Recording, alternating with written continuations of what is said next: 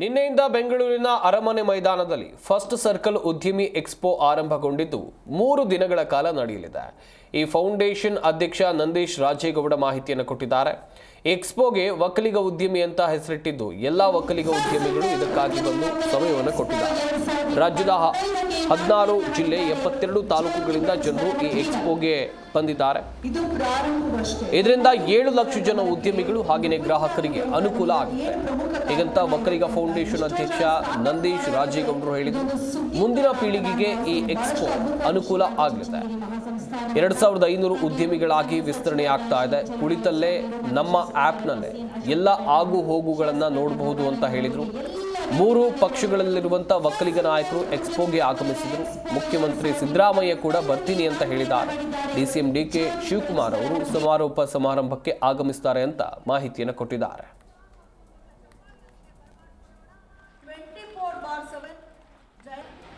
First ಸರ್ಕಲ್ನ ಅಧಿಕೃತ brand logo launch ಆಗಿದೆ. ತಮ್ಮೆಲ್ಲರಿಗೂ ಗೊತ್ತಿದೆ, FC Next ಆ್ಯಪ್ ಬಹಳ ಅದ್ಭುತವಾಗಿದೆ.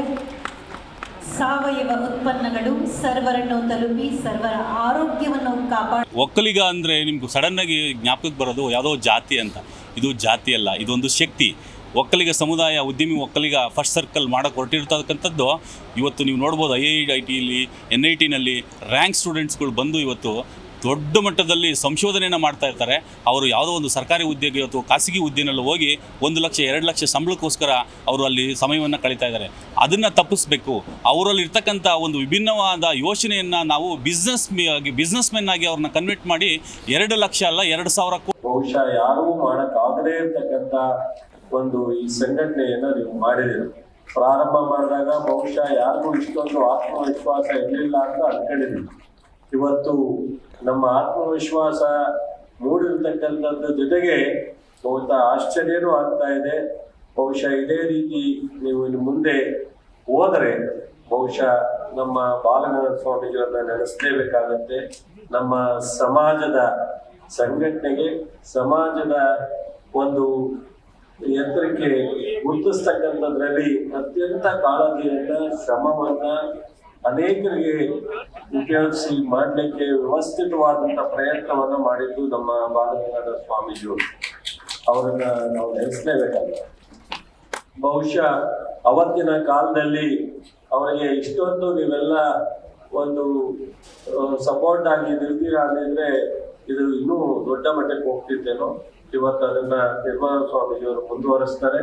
ನೀವು ಬಹುಶಃ ನಾವ್ಯಾರೂ ಸಹ ರಾಜಕಾರಣಿಗಳು, ಅಧಿಕಾರಿಗಳು ಅಥವಾ ಬೇರೆ ಬೇರೆ ಏನು ಸಮಾಜದ ಉಪಯೋಗವನ್ನು ಪಡ್ಕೊಂಡಿರ್ತಕ್ಕಂಥ ನಾವ್ಯಾರೂ ಮಾಡಕ್ಕಾಗದೇ ಇರೋಂಥ ಒಂದು ಕೆಲಸವನ್ನ ನೀವೆಲ್ಲರೂ ಮಾಡ್ತಾ ಇದ್ದೀರಾ. ಅದರಿಂದ ನಿಮ್ಮ ಪರವಾಗಿ ನಿಲ್ತಕ್ಕಂಥದ್ದು ನಮ್ಮೆಲ್ಲರ ಕರ್ತವ್ಯ ಅಂತೇಳಿ. ಫಸ್ಟ್ ಸರ್ಕಲ್ ಒಂದು ಕಾನ್ಸೆಪ್ಟೇ ಒಂದು ವಿಸ್ಮಯವಾಗಿರ್ತಕ್ಕಂಥದ್ದು ಇತ್ತೀಚಿನ ವರ್ಷಗಳಲ್ಲಿ. ಅದರ ಜೊತೆಯಲ್ಲಿ ಜಯರಾಮ್ ರಾಯ್ಪುರ್ ಅವರ ವ್ಯಕ್ತಿತ್ವವು ಕೂಡ ಅಷ್ಟೇ ವಿಸ್ಮಯಕಾರಿಯಾಗಿರ್ತಕ್ಕಂಥದ್ದು. ಒಂದೇ ರೀತಿಯಲ್ಲಿ ಹೋಗ್ತಾ ಇದ್ದಂಥ ಸಮುದಾಯದ ಸಾಕಷ್ಟು ವಿಚಾರಧಾರೆಗಳಿಗೆ, ಸಾಕಷ್ಟು ಕ್ರಿಯೆಗಳಿಗೆ ಒಂದು ವಿಶೇಷವಾಗಿರ್ತಕ್ಕಂಥ ರೂಪನ್ನು, ಚಾಲನೆಯನ್ನು ಕೊಟ್ಟಂತಹದ್ದು ನಮ್ಮ ಫಸ್ಟ್ ಸರ್ಕಲ್. ಒಮ್ಮೆ ಕೇಳಿದೆ ಜಯರಾಮ್ ರಾಯ್ಪುರ್ ಅವರಿಗೆ, ಫಸ್ಟ್ ಸರ್ಕಲ್ ಯಾತಕ್ಕೆ ಫಸ್ಟ್ ಹೋಗಿ it could have been A linear, why have made it as A circle ಅಂತ ಕೇಳಿ.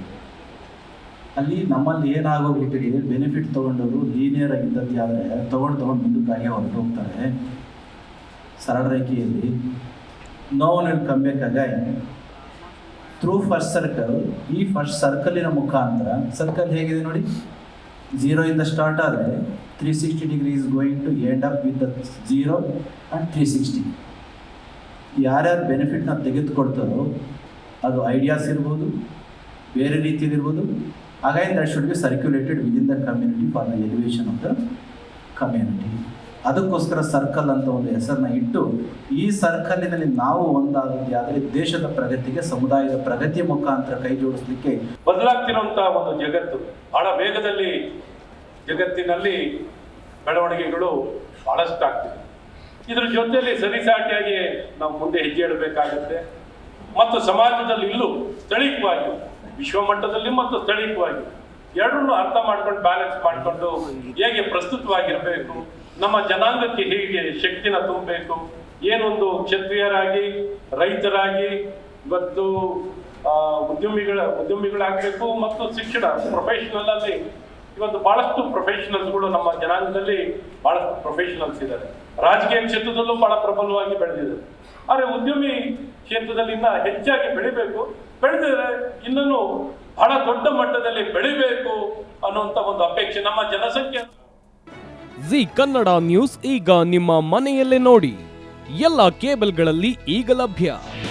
ನಿಮ್ಮ ನೆಚ್ಚಿನ ಜಿ ಕನ್ನಡ ನ್ಯೂಸ್ ಈಗ ಸನ್ ಡೈರೆಕ್ಟ್ ನಲ್ಲಿ number 292, Tata play number 1664, Jio TV number 1334, NXT digital number 30, in cable number 30, city networks 51, U digital number 162, GTPL number 17, Rockline telecommunications number 42, Shri Basaveshwara cable number 168, rural cable network 60, Vinayaka digital 57, Abhishek cable 821, city channel 53, Siddeshwara cable network 57, V4 digital Infotech 628, Surya digital networks 53, Gajanan digital number 836, Malnad Infotech private limited number 56, Metrocast number 830, Victory digital number 167ರಲ್ಲಿ ನೋಡಿ ಆನಂದಿಸಿ.